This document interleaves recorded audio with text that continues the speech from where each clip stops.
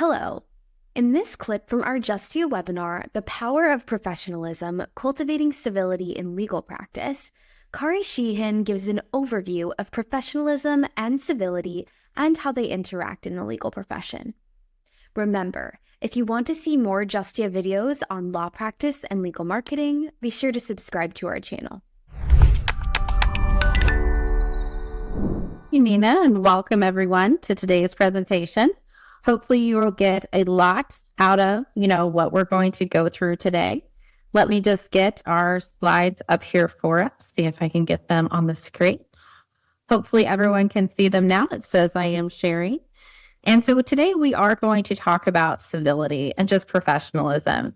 And you may think, why is that important for being lawyers? Does anyone even follow that anymore? Because you can probably think of several lawyers out there that you encounter on a day-to-day basis to which you are not too happy with, or you don't get along with, or you just think they're just mean people. And sometimes that does happen, but we still have to remain civil and professional in all of our conduct, whether it's a client that we don't get along with, an opposing counsel, a judge, a court staff, or just someone else like a colleague in the office or in another firm.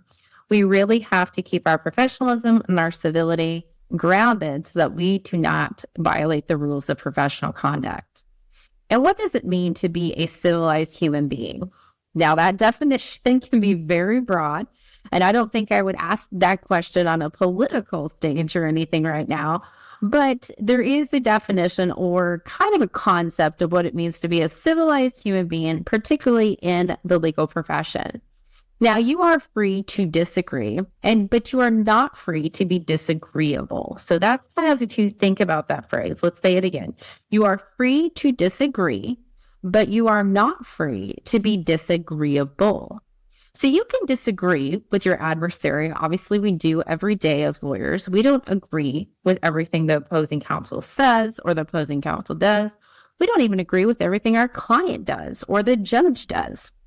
We can disagree, but the how you disagree is what's important. And that's the part of you're not free to be disagreeable. You're not free to throw tantrums. You're not free to, be just mean and nasty for no reason. There's a way to be professional disagreement. We start with the phrase, Your Honor, I respectfully disagree. Here's why, and we support it. Now, calling names, yelling, doing the low blows, that's stuff that's unprofessional and uncivilized. So we will see some lawyers who have gone down into those depths and have been penalized and sanctioned under the rules of professional conduct for that type of conduct that they are doing. And it's not just small firm lawyers in country towns. It's big firm lawyers who should know better and should know how to conduct themselves and know how to play the game or practice law and be that civilized human being. Us as lawyers, we are tasked with maintaining that civilized community and society, and we are the justice holders. We are the key to the justice system.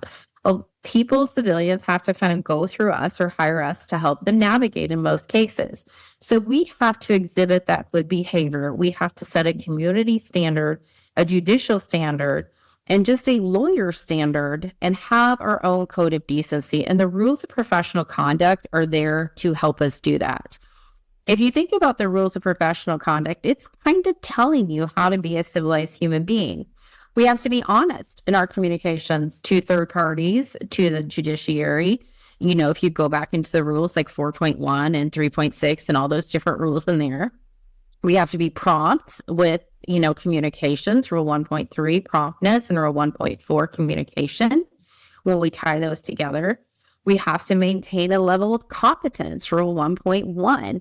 in anything that touches the profession. And this can be just how to conduct yourself civilly, how to argue in court without being disagreeable. Now, you can disagree, remember, but just don't be disagreeable. And it can be maintaining competence in how to handle the harder clients, meaning the ones that are more adversary, the ones that want to come at you. And same thing with opposing counsel. One of the biggest misconceptions, too, about being a civilized human being is, and then I get this all the time, and I hear it from both sides, I'm kind of right in the middle, of my career. I'm not a young lawyer anymore, but I'm not an old lawyer. I'm kind of right there in the middle.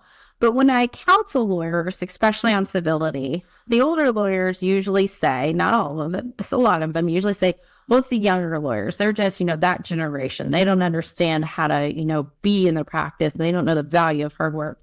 And then the younger lawyers say, well, it's the older lawyers. They're just stuck in their ways. They're just mean. They're just disagreeable. I'm here to tell you it's both sides and the middle. It's everyone in between. So we really have to look at our conduct and stop blaming different generations, stop blaming old lawyers, new lawyers, middle lawyers, young lawyers. But it is everyone, and we are only responsible for ourselves. So we have to look at our own conduct to make sure that we remain that civilized human being that we need to be in the profession. So what is professionalism by a different definition? It's the competence or skill to be a professional.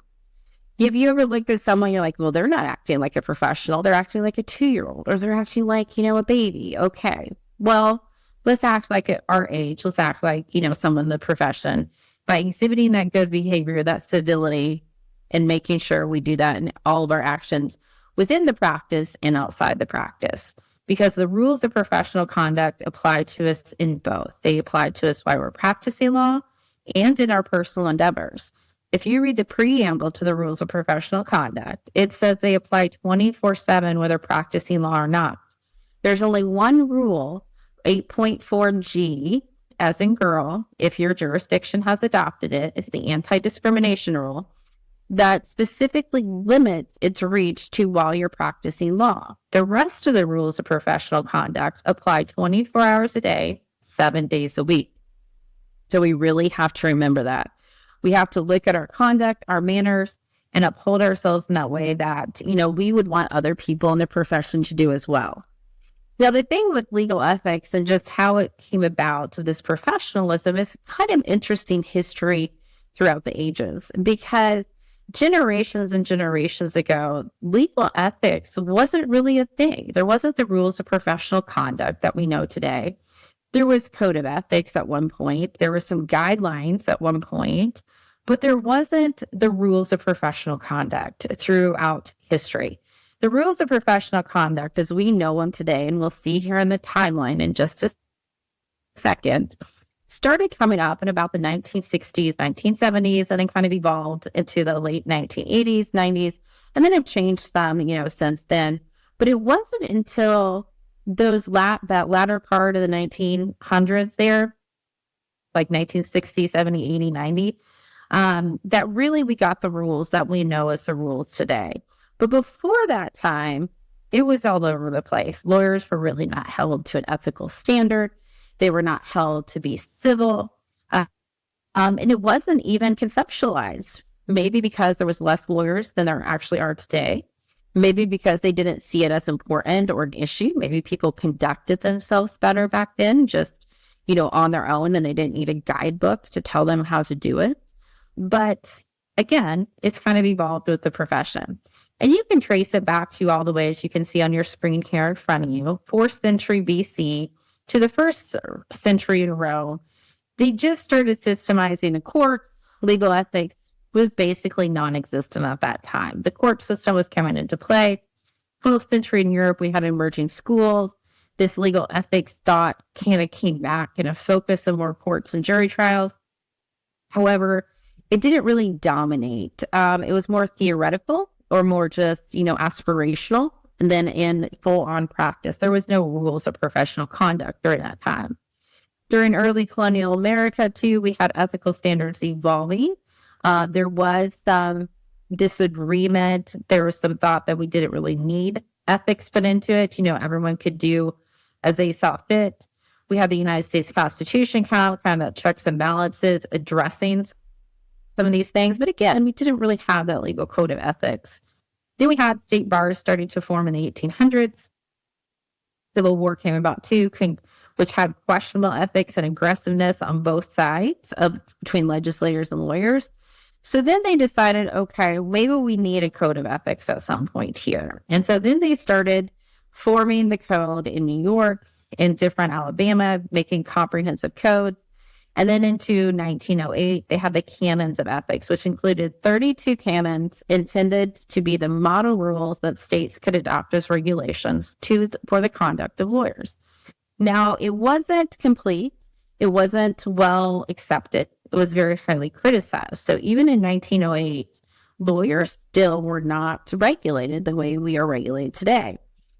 In 1969, the ABA replaced the canons of professional ethics with the model rules, or kind of the code of professional conduct. So we went away from this canon concept to a code of professional responsibility.